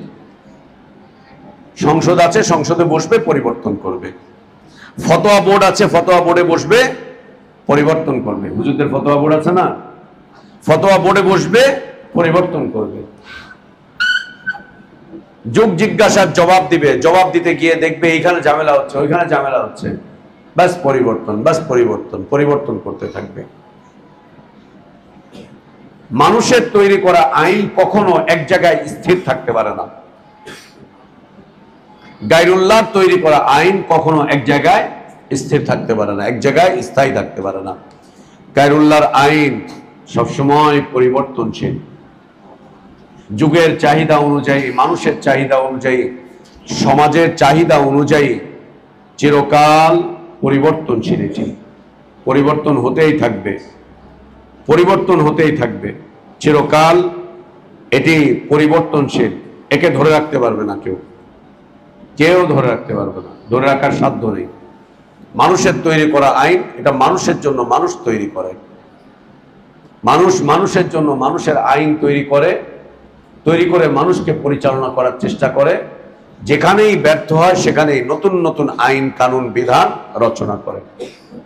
যেখানেই ব্যর্থ হবে সেখানেই নতুন নতুন আইন, নতুন নতুন কানুন, নতুন নতুন বিধিবিধানকে তৈরি করবে, রচনা করবে, আর মানুষকে নিয়ন্ত্রণ করার চেষ্টা করবে, মানুষের উপরে প্রভাব বিস্তার করার চেষ্টা করবে। এটাই করে যাবে, এটাই করে যাবে। এর জন্য উসুল হচ্ছে যে যেই ধর্মের, সে সেই ধর্মের শরীয়ত রচনা করে, যে যেই মতের, সে সেই মতের উপরে শরীয়ত রচনা করে, যে যেই পথে, সে সেই পথকে টিকিয়ে রাখার জন্য তারা তাদের মতো করে শরীয়তকে রচনা করে। যে যেই চিন্তার, যে যেই চেতনার, যে যেই নীতির, যে যেই আদর্শের, সে তার মতো করে, তারা তাদের মতো করে তাদের আইন, তাদের কানুন, তাদের বিধান রচনা করার চেষ্টা করে। এবং এই চেষ্টা প্রত্যেক যুগে, প্রত্যেক অঞ্চলে, প্রত্যেক গোষ্ঠীর কাছে এটা পরিবর্তনশীল, এটা তাদের উসুল। আর আল্লাহর পক্ষ থেকে নাজিলকৃত শরিয়াতের উসুল আল্লাহ তাবারক ওয়া তাআলা জানিয়ে দিয়েছেন, আল-ইয়াওমা আকমালতু লাকুম দীনাকুম ওয়া আতমামতু আলাইকুম নি'মাতি ওয়া রাদিতু লাকুমুল ইসলামা দীনা। বাস, বাস, পরিপূর্ণ হয়ে গিয়েছে। নবী সাল্লাল্লাহু আলাইহি ওয়া আলিহি ওয়াসাল্লামের মৃত্যুর মাধ্যম দিয়ে আল্লাহ তাবারক ওয়া তাআলা এর মধ্যে সব কিছুর অনুপ্রবেশের দ্বারকে একদম রুদ্ধ করে দিয়েছেন, রুদ্ধ করে দিয়েছেন। এতে আর নতুন করে কিছুই আসবে না, নতুন করে আর কিছুই আসবে না। কেউ এর মধ্যে নতুন করে কিছু প্রবেশ করাতে পারবে না, তবে চেষ্টা অব্যাহত রাখবে। অব্যাহতভাবে এই চেষ্টা অব্যাহত রাখবে, তীব্র গতিতে অব্যাহত রাখবে, কিন্তু পারবে না। আল্লাহ তাবারক ওয়া তাআলা তার পক্ষ থেকে নাজিলকৃত শরীয়তের কোনো কিছুই অনুপ্রবেশের সুযোগ রাখেননি। এটি পরিবর্তনশীল নয়, পরিবর্ধনশীল নয়। এর মধ্যে কোনো কিছু ঢোকাতেও পারবে না, বাড়াতেও পারবে না, কমাতেও পারবে না। বাড়ানোর সুযোগ নেই, কমাবার সুযোগ নেই। বোর্ড মিটিং করে কোনো কিছু করার সুযোগ নেই। নতুন কোনো উসুল তৈরি করে আল্লাহর দ্বীনে পরিবর্তন আনার কোনো সুযোগ নেই, কোনো সুযোগ নেই। এখন পৃথিবীর সব হুজুররা বসে বোর্ড বসিয়ে যদি বলে যে আমরা এই মাসআলা মানতে পারছি না, এই মাসআলা মানতে আমাদের কষ্ট হচ্ছে, অতএব আল্লাহর কিতাব থেকে এটা কেটে দেই, অতএব রাসূলের সুন্নাহ থেকে এটা কেটে দেই সাল্লাল্লাহু আলাইহি ওয়াসাল্লাম, একদল বসে কথা বলবে, আল্লাহ তাবারক ওয়া তাআলা আরেক দল প্রহরীদেরকে দিয়ে একে রদ করিয়ে দিবেন যে না, এটা চলবে না, তোমাদের এই মত গ্রহণযোগ্য নয়, একদম গ্রহণযোগ্য নয়, চলবে না, এটা চলবে না। সুবহানাল্লাহ। অব্যাহতভাবে আছে। ইসলামকেও টুকরো করার চেষ্টা করা হচ্ছে, ইসলামকেও টুকরো করার চেষ্টা করা হচ্ছে। এই চেষ্টা সব দিক থেকে করা হয়েছে, উসুলেও করা হয়েছে, ফুরুতেও করা হয়েছে। উসুলেও করা হয়েছে, ফুরুতেও করা হয়েছে। উসুল হচ্ছে আকীদা, মূল ভিত্তি। উসুল, আকীদা, ইতিকাদ, এটা হচ্ছে উসুল।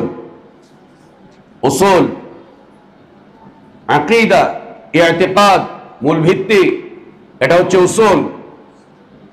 আর ফুরু হচ্ছে মাসআলা, মাসায়েল, বিধিবিধান।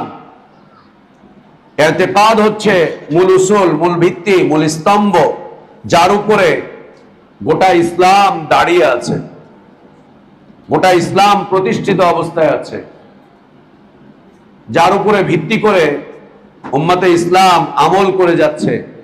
সালাত, সিয়াম, হজ, যাকাত, কুরবানি, দাওয়াত, তাবলীগ, জিহাদ, আমর বিল মারুফ, নাহি আনিল মুনকার, সমাজ, সামাজিকতা, এগুলো সব ফুরুই বিষয়বস্তু, ফুরুই বিষয়বস্তু। এই ফুরুই বিষয়বস্তুগুলো টিকে আছে উসুলের উপরে, ভিত্তির উপরে, বেজের উপরে। উসুল হচ্ছে আকীদা, ইতিকাদ, উসুল, ইতিকাদ। এই উসুলের ক্ষেত্রেও বিভক্ত করার চেষ্টা করা হয়েছে, উসুলের ক্ষেত্রেও বিভক্ত করার চেষ্টা করা হয়েছে। যেমন উসুলের ক্ষেত্রে বিভক্ত হয়েছে অনেকগুলো, অনেকগুলো। উসুলের ক্ষেত্রে প্রথম বিভক্ত হয়েছে খারিজি। এরা ফুরু নিয়ে বিভক্ত হয়নি, উসুলের ক্ষেত্রে বিভক্ত হয়েছে খারিজি। দ্বিতীয় গ্রুপ হচ্ছে রাফেদি,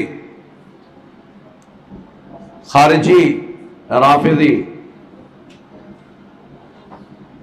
এর মাধ্যম দিয়ে বিভক্ত হয়েছে উসুলে। এরপরে এক এক করে শুরু হয়েছে মুতাজিলা, জাহমিয়া, কাদারিয়া। এর মাধ্যম দিয়ে শুরু হয়েছে আশারি, মাতুরিদি। এর মাধ্যম দিয়ে শুরু হয়েছে হুলুলি। অনেক অনেক, এগুলো সব উসুলের ক্ষেত্রে বিভক্ত করার চেষ্টা করা হয়েছে। উসুলের ক্ষেত্রে, উসুলের ক্ষেত্রে ইতিকাদকে আলাদা করা হয়েছে, আলাদা করা হয়েছে এগুলোর মাধ্যম দিয়ে। অনেক অনেক সম্প্রদায় এবং প্রত্যেক যুগেই উলামাগণ এগুলোকে রদ করেছেন।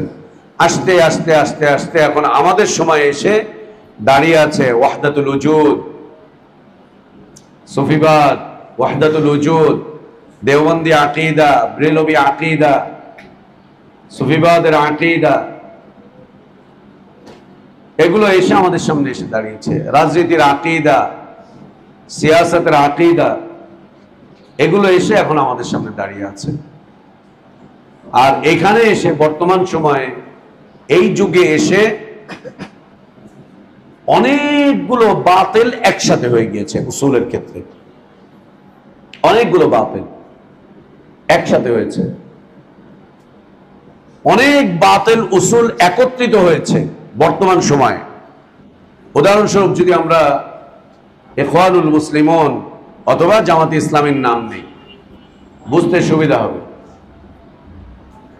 ইখওয়ানুল মুসলিমুন বা জামাতে ইসলামীর যদি নাম নেই তাহলে বুঝতে সুবিধা হবে। এমন এক খিচুড়ি দল, এমন এক খিচুড়ি জামাত, যেই জামাতে সকল বাতিল এসে ডুব দিয়েছে, যেই জামাতে সকল বাতিলের জোয়ার এসেছে, সব বাতিল যেখানে এসে যৌবন লাভ করেছে, ইখওয়ানুল মুসলিমুন বা জামাত ইসলামী, সব বাতিল এখানে এসে যৌবন লাভ করেছে। সব বাতিল, সব বাতিল এখানে এসে ডুব দিয়েছে, হাবুডুবু খাচ্ছে, গোসল করছে, সব বাতিল। এমন এক জামাত, এখানে নাই এমন কোন বাতিলকে পাবা না, নাই এমন কোন বাতিলকে পাবা না। ইসলামের নামে যত বাতিল সম্প্রদায় আছে, নাই এমন কাউকে পাবা না, এমন কাউকে পাবা না। সব আছে এখানে। এখানে ব্রেলভি আছে, দেওবন্দি আছে, এখানে খারিজি মতবাদ আছে, এখানে শিয়ারা তো এদের মাথার তাজ, মাথার মুকুট। শিয়ারা, শিয়ারা হাফিজিয়া। একসময় আমাদের দেশের দেওবন্দি আলেমরা জামাত ইসলামীর মুখোশ উন্মোচন করতো, কথাবার্তা বলতো, জামাত ইসলামীর বিরুদ্ধে তারা সোচ্চার অবস্থান নিয়েছিল, বলতো জামাত ইসলামী ইসলামী দল না। হঠাৎ করে কি এক কারণে এরা এগুলো সব বলা বন্ধ করে দিল, বন্ধ করে দিয়ে এখন এদের সাথে এদের গলায় গলায় পীড়িত। কি কারণ আমরা বুঝি, সেটা হচ্ছে ক্ষমতার দ্বন্দ্ব, ক্ষমতার ভাগাভাগি। এদের সাথে বিরোধিতা করে আমরা কোনোদিন ক্ষমতার ছিটা ফুটা পাবো না। অতএব এদের সাথে মিলে জুলে যদি কিছু করা যায়, মিলে জুলে যদি কিছু করা যায়, তাই করছে। একসময় এরা এদের অপনোদন করেছে যে এরা সাহাবীদেরকে গালি দেয়, এরা শিয়া তন্ত্রকে মানে, এদের আকীদায় ভুল আছে, ত্রুটি আছে, এই আছে সে আছে, একসময় বলতো এই দেশের দেওবন্দি আলেমরা। এখন একদম সব বন্ধ। অদৃশ্য এক শক্তি এদেরকে চুপ করিয়ে দিয়েছে, অদৃশ্য এক শক্তি এদেরকে চুপ করিয়ে দিয়েছে। এই অদৃশ্য শক্তি হচ্ছে টাকার শক্তি, অদৃশ্য শক্তি হচ্ছে ক্ষমতার লালসা। ক্ষমতার সুইপার হতে চায় আমার দেশের হুজুররা, ক্ষমতার সুইপার। ক্ষমতার মসনদে তো যেতে পারবেই না, সম্ভব না, সম্ভব না। তার কারণ আমার দেশে সবাই জানে, সব শ্রেণী পেশার মানুষরা হুজুরদেরকে বলে এরা অকর্ম, এদের খায় দায় কোনো কাম নাই, যার নাই কোনো গতি সে করে ইমামতি, এদের কোনো কাজ নাই, এরা কোনো কাজ করতেও পারবে না, এরা রাষ্ট্র চালাবার তো কোনো ক্ষমতাই রাখে না, এরা এতিমখানাই চালাইতে পারে না, এতিমখানা লুটপাট করে খায়, এতিমদের পয়সা লুটপাট করে খায়। শেখ হাসিনা আর কি লুটপাট করছে? হুজুররা যদি 1 বছরের জন্য ক্ষমতায় যায়, বাংলাদেশে ভারতের কাছে না, ভারতের কাছে বাংলাদেশে শেখ হাসিনা বেঁচে নাই এখনো। ও ডাইরেক্ট দেওবন্দের কাছে গিয়ে সিগনেচার দিয়ে চলে আসবে, যান দিয়ে দিলাম, ডাইরেক্ট বিক্রি করে দিয়ে চলে আসবে। এদেশের হুজুররা যতই ভারত বিরোধী বক্তব্য করুক, সব কটার গোড়া ভারতে, ওর দেওবন্দ ভারতে, ওর তবলিগের মার্কাজ ভারতে, ওর বুজুর্গ ভারতে, ওর আকাবির ভারতে, সবকিছু ভারতে। শেখ হাসিনা শুধু দিল্লির নজরে চলে, আর হুজুররা চলে না। হুজুররা কার নিয়ন্ত্রণে চলে? কার নিয়ন্ত্রণে চলে হুজুররা এদেশে? এত সহজ। প্রত্যেকটার গোড়া ভারতে, হিন্দু দেশে, হিন্দু দেশে, হিন্দু এলাকাতে, প্রত্যেকটার গোড়া ভারতে। ও যতই ভারতের বিরুদ্ধে কথাবার্তা বলুক, ও সব কিছু ভারতে। ওর আকাবির, ওর বুজুর্গ, ওর পীর, ওর মাশায়েখ, ওর তাসাউফ, ওর তাসাউফ, ওর সব ওইখানে, ওর ইলমের খাজানা ওইখানে। আমরা তো বলবো আমাদের সাথে সম্পৃক্ত হচ্ছে মদিনা, আমাদের ইলমের ধারাবাহিকতা মদিনা থেকে, ওদের ইলমের ধারাবাহিকতা হচ্ছে ভারতে, দেওবন্দে। কই যাবে? দিল্লি, নিজামুদ্দিন, কই যাবে? আর যাওয়ার জায়গা কই? কই যাবে? সুবহানাল্লাহ বিহামদিহি। তো একটা খিচুড়ি একটা বিষয় এখানে এসে দাঁড়িয়েছে।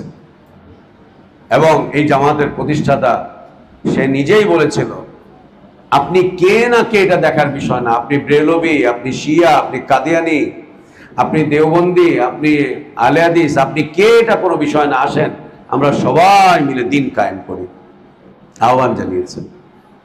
আসেন আমরা সবাই মিলে দিন কায়েম করি। আপনি শিয়া, আপত্তি নেই। আপনি বেরেলভী, আপত্তি নেই। আপনি কাদিয়ানি, আপত্তি নেই। আপনি দেওবন্দি, তাতেও আপত্তি নেই। আপনি এই, আপনি ওই, এমনকি আহলে হাদিসদেরকেও ডেকেছে, আহলে হাদিসরা সাড়া দিয়েছে, আলহামদুলিল্লাহ। হ্যাঁ, তাই না? সাড়া দিয়েছে। এই জন্য দেখবা বাংলাদেশে জামাত ইসলামীতে অনেক আহলে হাদিস, উত্তরাঞ্চল ওই এলাকায় জামাত ইসলামীর এমপিরা নির্বাচিত হয় বা ভোট পাই হচ্ছে আহলে হাদিসদের ভোট। আহলে হাদিসদের ভোট বাংলাদেশের 3 ভাগে বিভক্ত। জামাত ইসলামী পায়, আওয়ামী লীগ পায়, বিএনপি পায়। আর আওয়ামী লীগের এক এমপি তো বলেই ফেলছে, বাংলাদেশে 2.5 কোটি 3 কোটি আহলে হাদিস সবাই আওয়ামী লীগ হয়ে গেছে, সবাই জয় বাংলা বলে। খারাপ না, মোটামুটি কথা খারাপ না, সত্য কথাই বলছে, সত্য কথাই বলছে। আল্লাহু আকবার। একটা খিচুড়ি, সবকিছু, সব আকীদা এখানে এসে জমা হয়েছে। এখানে এখন সব পাওয়া যাচ্ছে। ইখওয়ানুল মুসলিমুন নামে, আরব বিশ্বে ইখওয়ানুল মুসলিমুন নামে পরিচিত, আর ইউরোপ আমেরিকাতে মুসলিম ব্রাদারহুড নামে পরিচিত, আর আমাদের এই ভারতবর্ষে জামাত ইসলামী নামে পরিচিত। একটা বাতিল ফিরকা।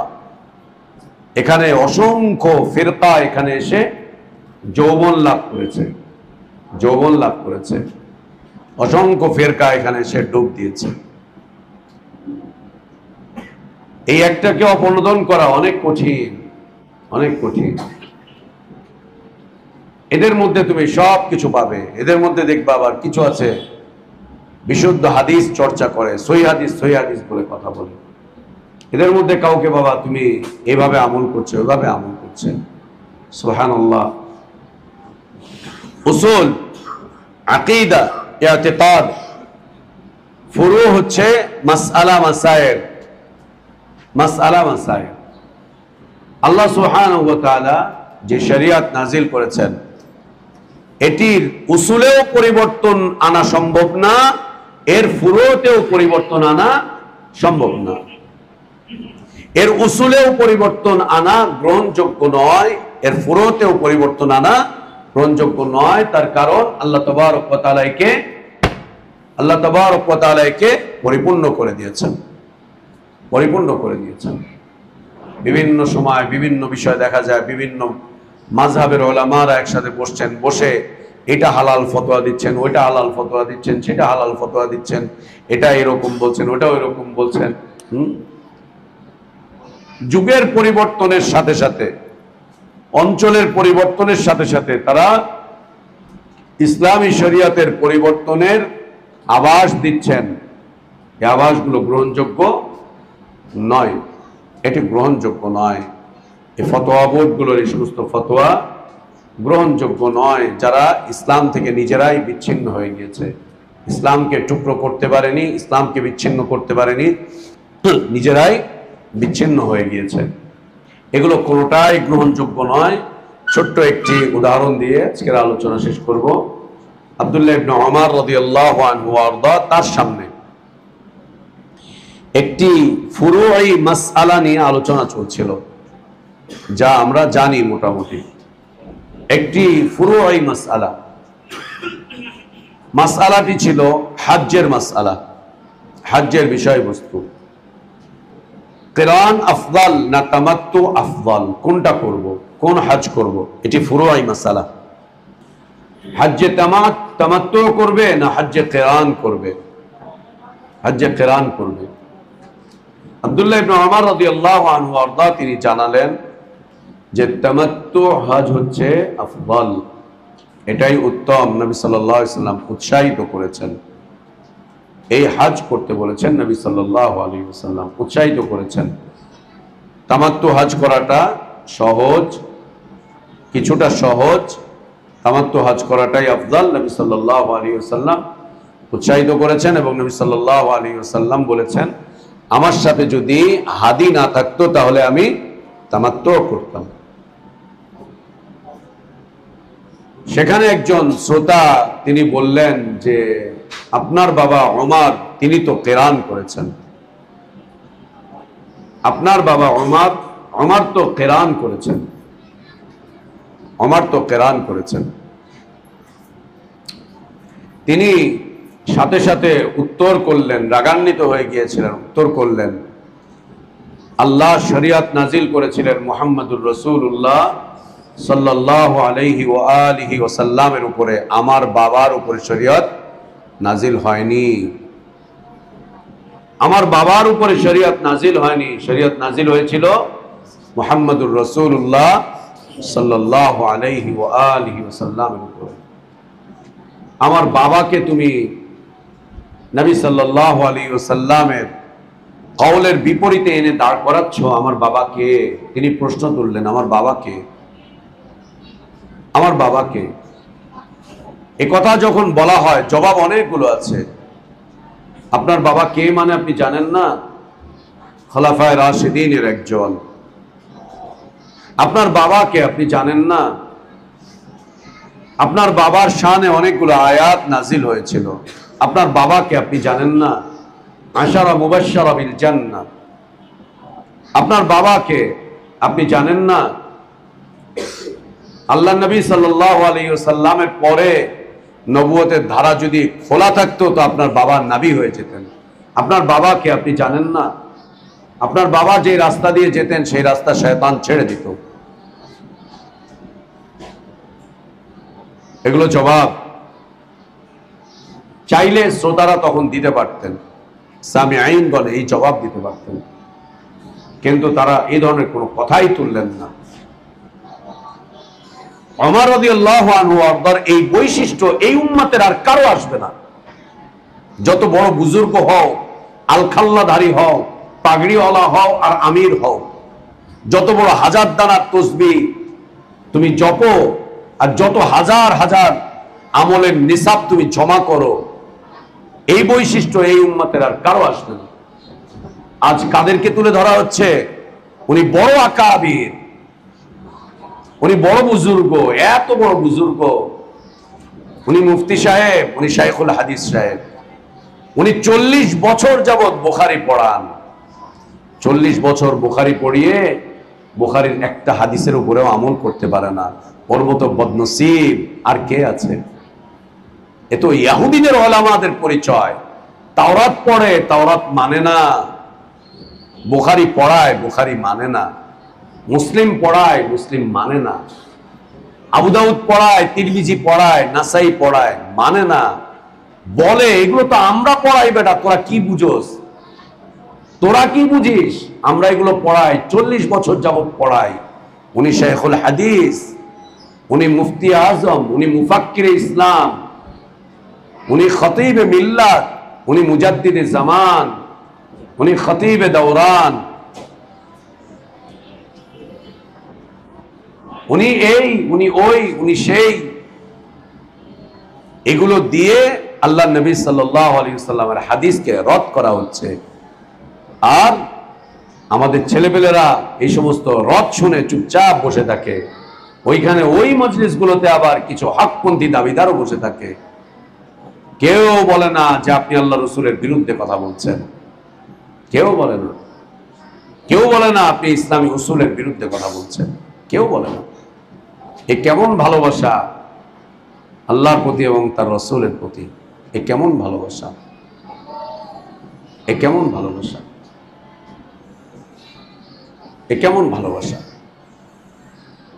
চাইলে আব্দুল্লাহ ইবনে ওমর রাদিয়াল্লাহু আনহু ওয়ার সামনে থাকা লোকজনগুলো এই কথা বলতে পারতেন, আপনার বাবা কে মানে আপনি জানেন না?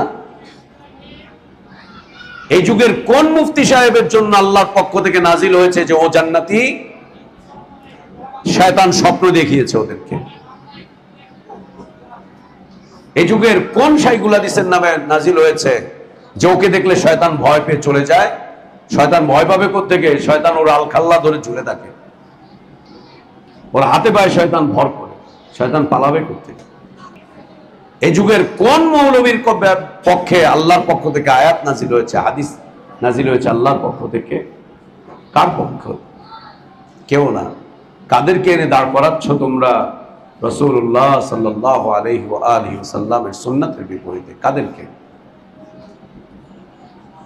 শরীয়ত আল্লাহর পক্ষ থেকে নাজিলকৃত বিষয়বস্তু। এত আব্দুল্লাহ ইবনে ওমর রাদিয়াল্লাহু আনহুর কথা। অন্যদিকে আব্দুল্লাহ ইবনে আব্বাস রাদিয়াল্লাহু আনহু আরদা, তিনি ভয় দেখিয়েছেন, আশঙ্কা প্রকাশ করে বলছেন, ইউশিকু আন তানজিলা আলাইকুম হিজারাতান মিনাস সামা আকুলু ক্বালা রাসূলুল্লাহ সাল্লাল্লাহু আলাইহি ওয়াসাল্লাম ওয়া তাকুল ক্বালা আবু বকর ওয়া উমর। আমি আশঙ্কা করছি আসমান থেকে পাথরের বৃষ্টি বর্ষিত হবে তোমাদের উপরে, পাথর নিক্ষিপ্ত হবে তোমাদের উপরে আসমান থেকে।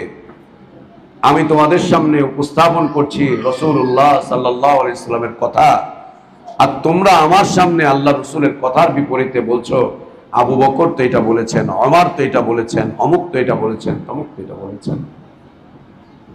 তোমাদের উপরে আসমান থেকে পাথরের বৃষ্টি বর্ষণ হবে, পাথরের বৃষ্টি বর্ষণ হবে। অতঃপর তিনি আয়াত তেলাওয়াত করলেন, ফালিয়াহদারিল্লাযীনা ইউখালিফুনা আন আমরিহি আন তুসিবাহুম ফিতনাতুন আও ইউসিবাহুম আযাবুন আলীম। ফিতনায় পড়ে যাবে, কঠিন আযাব গ্রাস করে ফেলবে, একদম গ্রাস করে ফেলবে। আল্লাহর পক্ষ থেকে নাজিলকৃত শরীয়ত। প্রিয় উপস্থিতি, প্রিয় ছাত্র ভাইরা, ইসলামী শরীয়তের মূল আকীদা, এ নিয়ে আমাদের এই দার্সগুলো চলতে থাকবে ইনশাআল্লাহ। ইসলামী শরীয়ত, আল্লাহর পক্ষ থেকে শরীয়ত, যে শরীয়ত আল্লাহ তাবারক ওয়া তাআলা নাযিল করেছেন, তার মৌলিক আকীদা, মৌলিক বিশ্বাস, এ হচ্ছে আমাদের রমাদানের ধারাবাহিক দার্সের বিষয়বস্তু, যার উপরে প্রতিষ্ঠিত হয়ে আছে গোটা ইসলাম, গোটা দিন। আমাদের দিনই সৌন্দর্য, আমাদের দিনকে নিয়ে এগিয়ে যাওয়া, আমাদের দিনই পথ চলা, দিনই প্রশান্তি লাভ করা, দিনের পথে প্রতিনিয়ত অগ্রসর হওয়া, দিনের উপরে পথ চলার জন্য প্রশান্তির পথে এগিয়ে যাওয়া, যার মাধ্যম দিয়ে আল্লাহ তাবারক ওয়া তাআলা মুসলিমিনদের সফলতা নির্ধারণ করেছেন, যার মাধ্যম দিয়ে আল্লাহ তাবারক ওয়া তাআলা মুসলিমদের সৌভাগ্য নির্ধারণ করেছেন, যার মাধ্যম দিয়ে আল্লাহ তাবারক ওয়া তাআলা মুসলিমিনদের জান্নাতের নিশ্চয়তা দান করেছেন। সে বিষয়টি হচ্ছে মৌলিক আকীদা। মৌলিক আকীদা, ইসলামী শরীয়তের মৌলিক আকীদা, এ হচ্ছে আমাদের দার্সের বিষয়বস্তু। ধারাবাহিকভাবে চলতে থাকবে ইনশাআল্লাহ। সবাইকেই বলবো নোট করতে হবে, নোটের উপরে চলতে থাকবে, নোটগুলো যেন থাকে। বিশেষ করে কিছু কিছু আয়াত, যেমন আজকে শুরুতে দুটি আয়াত তেলাওয়াত করেছি, সূরাতুশ শুআরা, শারা'a লাকুম মিনাদ-দীনি মা ওয়াসসা বিহি নূহা, এই আয়াত এবং এর পরের আয়াত, দুটি আয়াত অবশ্যই মুখস্থ শোনাতে হবে, অবশ্যই মুখস্থ শোনাতে হবে। আর দার্সের মাঝে মাঝে যে আয়াতগুলো আমরা তেলাওয়াত করব, যে হাদিসগুলো আমরা পড়ব, অবশ্যই এগুলো আমাদের খাতায় নোটে থাকতে হবে। পরবর্তীতে এগুলোই তোমাদের জন্য একটা একটা কিতাব আকার ধারণ করবে। সালাফে সালেহিনদের যে ওলামাগণ ছিলেন, অনেক ওলামাদের তাসনিফাতগুলো এরকমই ছিল, তারা নিজেরা কিছু লিখে যাননি, ছাত্রদেরকে পড়িয়েছেন, ছাত্ররা সেগুলো লিপিবদ্ধ করেছেন, লিপিবদ্ধ করার পরে এরপরে তার কাছে নিয়েছেন, কারেকশন করেছেন, এরপরে সেটাই কিতাব আকারে উম্মতের সামনে চলে এসেছে। সেটাই পরবর্তীতে দার্স তাদরিসের কিতাব, দ্বীনের কিতাব হয়ে দাঁড়িয়েছে। সেখান থেকে মানুষ পরবর্তীতে ইস্তিফাদা হাসিল করেছে, ইস্তিফাদা হাসিল করেছে। এটাও একটা বিষয়বস্তু, এটাও একটা পথ। তোমরা তোমাদের ডায়েরিগুলো, নোটগুলো, খাতাগুলো ইলম দিয়ে ভরাবার চেষ্টা করো। আল্লাহ আমাদের ইলমে বারাকাত দান করেন, হায়াতে বারাকাত দান করেন, আমাদের নেক আমলগুলো আল্লাহ কবুল করেন, ভুলগুলোকে আল্লাহ সংশোধন করে দেন, গুনাহগুলোকে আল্লাহ মাফ করে দেন, আমাদের অন্যায়গুলো, অপরাধগুলোকে আল্লাহ মাফ করে দেন। আল্লাহ আমাদের সিয়ামগুলো কবুল করে নেন, কিয়ামকে কবুল করে নেন, তিলাওয়াতগুলো কবুল করে নেন, সকল আমালগুলো আল্লাহ কবুল করে নেন। আল্লাহ আমাদেরকে ঈমান আর ইসলামের প্রকৃত সৌন্দর্যের উপরে বেঁচে থাকার তৌফিক দান করেন। ঈমান আর ইসলামের পূর্ণতার উপরেই আল্লাহ আমাদেরকে মৃত্যু দান করেন। আল্লাহুম্মা আমিন। ওয়া আখির দাওয়ানা আনিল হামদুলিল্লাহি রাব্বিল আলামিন। সাল্লাল্লাহু ওয়া সাল্লাম ওয়া বারাকা আলা নবিয়িনা মুহাম্মদ وعلى آله وأصحابه أجمعين سبحانك اللهم وبحمدك أشهد أن لا إله إلا أنت أستغفرك وأتوب إليك